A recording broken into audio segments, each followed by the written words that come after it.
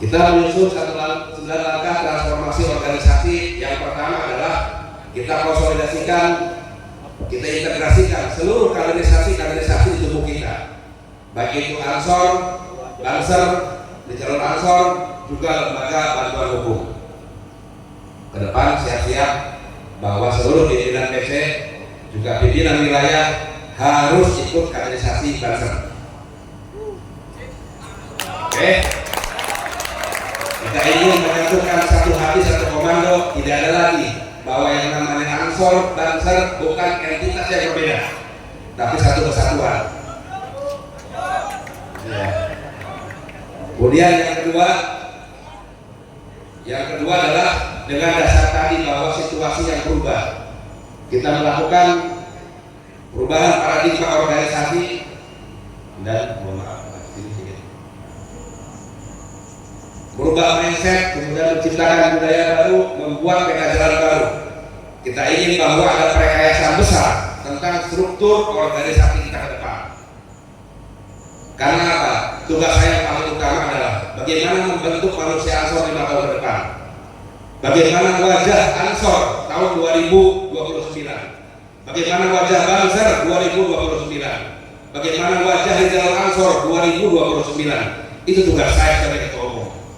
Maka saya pastikan bahwa saya mewakafkan diri untuk totalitas pada organisasi dengan sahabat-sahabat sekalian.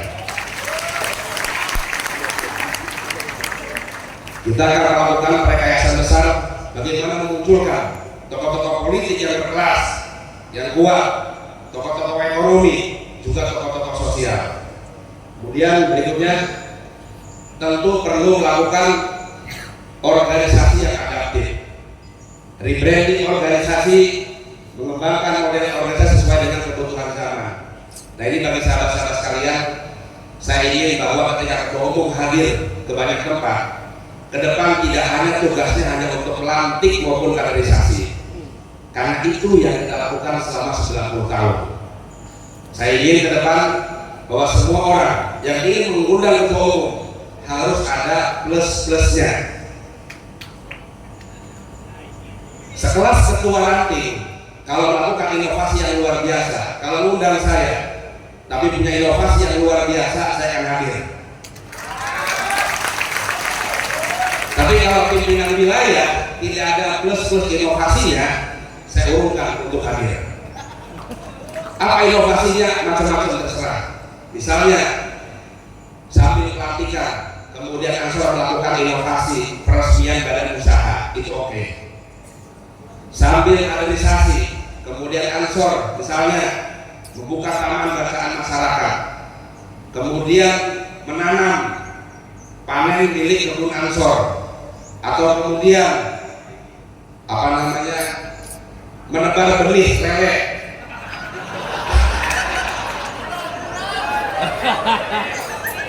Jadi kolam Ansor, pokoknya apapun inovasinya, itu yang kemudian menjadi tolak ukur ke depan. Setuju? Jadi semua punya kesempatan yang sama untuk mengundang ketua umum. Maka ke depan saya ingin semua sahabat-sahabat berinovasi. Agar apa? Organisasi betul-betul dirasakan manfaatnya oleh kader maupun jamiah NU secara keseluruhan. Saya nggak ingin bahwa kita hanya berputar pada soal kaderisasi, apalagi ketua umum hadir hanya pada pelantikan. Saya ingin bahwa banyak inovasi yang muncul di seluruh ranting, seluruh PAC, seluruh PC, dan juga seluruh PW. Karena apa? Ke depan kemudian kalau banyak inovasi, maka setiap tahun Ansor Pusat bisa melaksanakan yang namanya Ansor Innovation Summit, konferensi tingkat tinggi para inovator Ansor seluruh Indonesia. Yang nanti kemudian juara masing-masing kategori inovasi kita bisa carikan bapak asuhnya masing-masing untuk membiayai dan mengembangkan inovasi sahabat-sahabat kalian. Kemudian berikutnya ini konsolidasi infrastruktur organisasi. Kita ini organisasi kadangkala hanya merekayasa hidup kita per 5 tahunan. Orang yang jadi legislatif, orang yang menjadi pendamping desa, pendamping keluarga harapan. Kita ingin ke depan pola konsolidasi kita rubah. Kita akan melakukan konsolidasi seluruh infrastruktur organisasi. Berapa data Ansor yang dimiliki kepala desa kita kumpulkan, kita reorientasi, kita bangun satu model bahwa kepemimpinan desa oleh Ansor betul-betul bermanfaat bagi kader dan bisa menjadi pemimpin desa yang inspiratif untuk daerahnya masing-masing. Kita konsolidasikan lagi teman-teman pendamping sosial dari kalangan Ansor, baik itu pendamping desa, baik itu pendamping PKH. Ke depan apa? Bahwa dari pendamping ini, sahabat-sahabat tidak hanya berputar menjadi pendamping, tapi ke depan proyeksikan bisa menjadi pengusaha, bisa menjadi politisi, juga bisa menjadi tokoh-tokoh sosial yang hebat. Termasuk penyelenggaraan pemilu. Kita data kemudian kita konsolidir, baik itu KPU maupun Bawaslu, juga kelompok-kelompok tani dan kelompok-kelompok nelayan, juga anggota legislatif, juga kepala daerah. Jika seandainya semua infrastruktur ini kita data, kita konsolidasikan, kita orientasikan tentang ekonomi, tentang politik, tentang sosial, maka saya percaya bahwa 5 tahun ke depan akan muncul gelombang kelas menengah dari kalangan Ansor. Kelas menengah yang bukan hanya kita dihitung dari jumlah besarnya masa, tapi kelas menengah yang juga dihitung bahwa sebaran kita bisa melahirkan banyak tokoh-tokoh hebat di bidang bisnis, di bidang politik, di bidang sosial, dan yang lain-lainnya. Ini kita konsolidasikan ke depan. Berikutnya, nah ini oleh karena itu untuk menyusun seluruh arsitektur program-program Ansor ke depan, kita membuat satu rumusan platform namanya bisa itu artinya adalah mampu. Maka kita punya kemampuan mewujudkan seluruh mimpi-mimpi kita, seluruh rencana-rencana baik kita. Bisa itu apa? Pertama, bisnis ekonomi. Yang kedua, inovasi teknologi dan media. Ketiga, sumber daya manusia. Dan keempat adalah anak-anak muda. Maka kemudian seluruh program-program Ansor dari mulai pusat sampai daerah, orientasi pengembangannya pada 4 ini. Di luar tadi soal yang inherent terkait soal kaderisasi dan soal penguatan ideologi kita. Ini pilarnya Ansor masa depan. Kemudian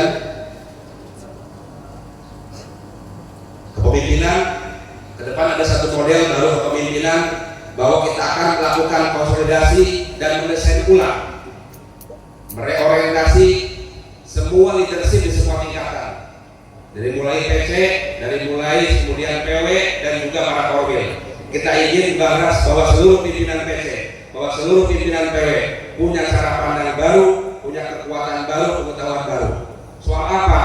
Soal bagaimana kemudian memanage potensi sumber daya manusia yang ada di dalam. Soal kemudian bagaimana mengelola, mengembangkan potensi daerahnya masing-masing. Soal bagaimana kemudian bahwa pimpinan kita punya kemampuan komunikasi yang baik, punya kepercayaan diri yang baik, yang tumbuh menjadi pemimpin-pemimpin yang hebat. Ini akan kita bentuk 5 tahun ke depan. Kemudian ini satu aplikasi Super FC Ansor, bahwa ke depan saya berjalan ada 5 pengembangan. Ini baru pengembangan yang kedua. Kita bikin Super FC Ansor di mana seluruh urusan-urusan organisasi akan terhubung, terkoneksi dengan Super FC Ansor. Alhamdulillah ya, di sini ada juga ruang konsultasi soal pajak keuangan dan soal LBH.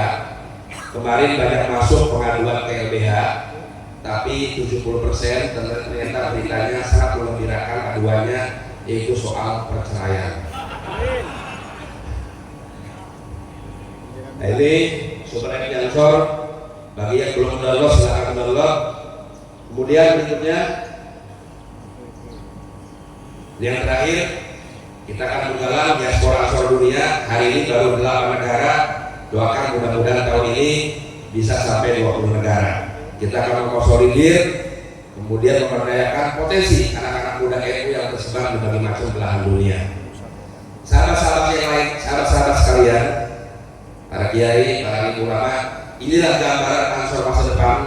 Mudah-mudahan Jawa Timur bukan hanya menjadi barometer dari segi kuatnya Ansor Banser, tapi juga bisa menjadi lokomotif banyak perubahan-perubahan 5 tahun ke depan, lokomotif inovasi, lokomotif kreativitas, lokomotif pemberdayaan dan lain sebagainya. Saya ingin semua cabang, semua PAC, semua ranting bersiap diri menyambut dan menyiapkan wujud Ansor masa depan kita semuanya. Terima kasih kepada para ulama, para sesepuh, punyai, para senior yang sudah membantu selama ini sahabat-sahabat di Ansor di tingkatan wilayah, cabang maupun sampai ranting. Mudah-mudahan khidmat kita semuanya ini mendapatkan ridho dari Allah Subhanahu wa taala dan kita tercatat sebagai santrinya Mbah Hasyim Ash'ari dan para masyayikh yang lainnya. Kurang lebihnya mohon maaf.